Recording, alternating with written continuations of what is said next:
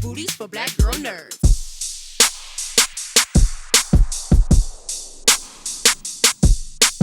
Hi, Rick. Thank you for your time. Inglewood, stand up. Oh, yes, indeed. Representing. For sure.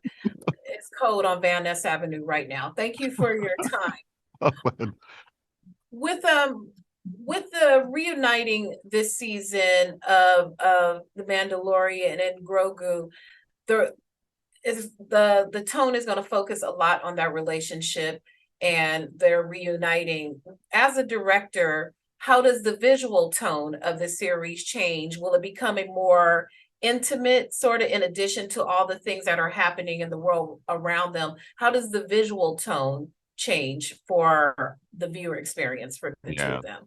I mean, I think it's certainly, even though that relationship is very intimate, the world and the the kind of visual approach to this world is getting nothing but bigger. And I think because their story has sort of expanded out from something that was very simple, both in terms of who these characters were and this bounty hunter who was in charge of getting this bounty, and so has the world expanded beyond just that. And so season three is really a culmination of all the storytelling that's happened in two seasons of Mandalorian and a season of Book of Boba Fett, and all of the ramifications that have happened as a result.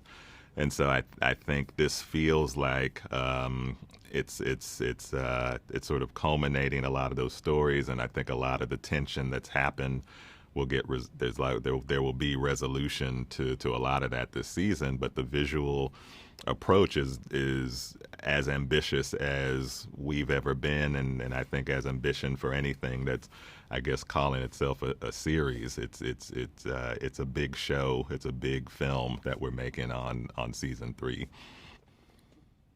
For the season, you're directing episodes 1, 7, and 8. Hmm. Very, very pivotal episodes, Hmm. the beginning and the end. Yeah. When you began crafting your vision for it, Hmm. do you go in order? Do you start later and work your way back? What is your own creative process like? I mean, I think it always starts from the beginning, and I think I need to see things in a linear way like that. And for me, that's why I wanted to both start this season and end it, was because I wanted to have that continuity. But I and so we do our best in terms of how we shoot the show to go in a relative order, even though for lots of reasons that doesn't happen. But I think having the the knowledge and the context of the entire season from beginning to end on anything, whether it's telling episodic series or whether you're directing a film, you have to always have and know where your sort of geographical markers are at any point, so you can both for yourself creatively know where you are, but also as you have to convey to cast and crew that are doing multiple things at different times and living in different parts of the story, always trying to get an understanding of where we are in this particular moment, even if we're shooting it out of context. So I have to have that straight in my head before I can really be effective at what I do. And so I think as a director and also producer this season, doing those episodes in that order made sense for me to be able to keep that geography in place. And so then as other actors and other directors who are newer to the process came in, I could be the person that can help, along with John, really keep our North Star. Mhm. Well, I thank you so much, and congratulations on being executive producer also for this series. Thank you for your time, and I'm super excited to see it. Thank you very much. Thank you. Take care.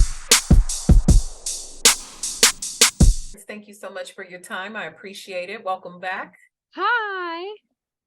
It is good to be with you. When I love the cloud of mystery that comes with the Mandalorian. It adds to the excitement. So I read over the production notes, and it talked about your character being fun and cool, but still with something heartbreaking. And heroes are very prone to heartbreak because they act on the behalf of others.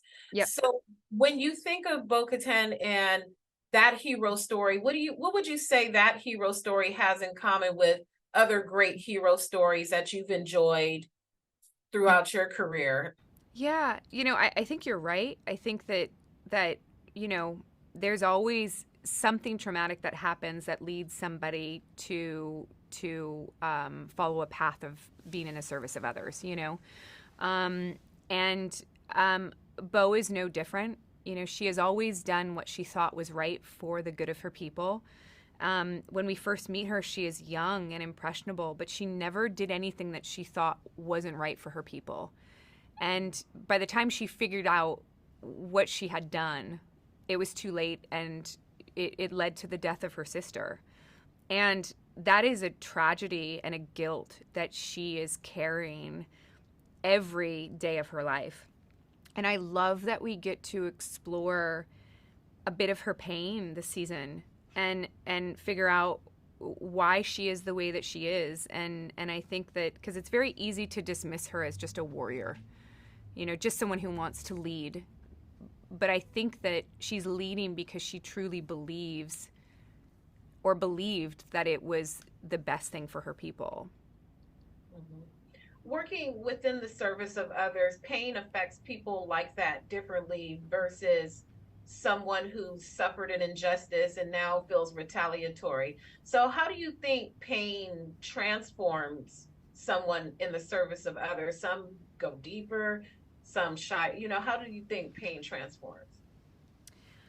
I can't speak for others for sure.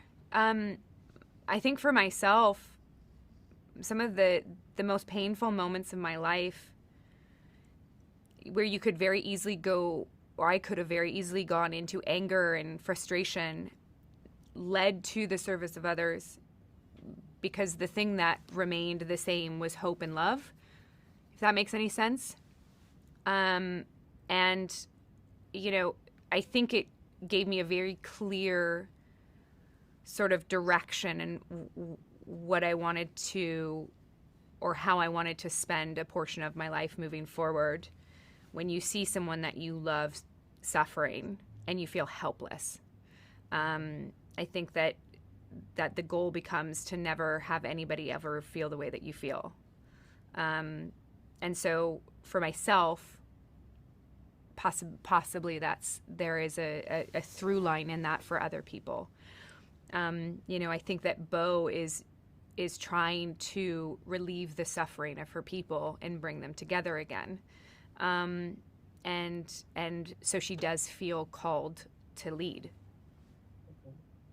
And lastly, when the premiere takes place, what are you going to be doing? Are you going to have a watch party? Are you active in the social space? How do you celebrate the premiere of the show? Well, I'm usually so nervous because I'm always so terrified that she's not gonna, I don't know, that in some way that it's gonna be like terrible or something. And so I usually have like a glass of whiskey, and I'm usually have like a glass of whiskey, and then I'm like waiting till like it's been long enough where everybody has seen it and like it's out there, like there's nothing I can do at this point, and then I'll go watch it. But I mean, the premiere is tomorrow though, and I'm going to be around a bunch of people, so I might have to put a whiskey in my purse. Flasks are your friend. Flasks in my husband's jacket pocket. That's where it'll be. Is a little. Hey, sharing is caring. Thank you so much for your time. Have a wonderful premiere. It's going to be fantastic. It's going to be really cool. Thank you so much. I'm so excited for you to see the season. It's so big. It's so awesome. It's going to be amazing. Thank you again. Bye.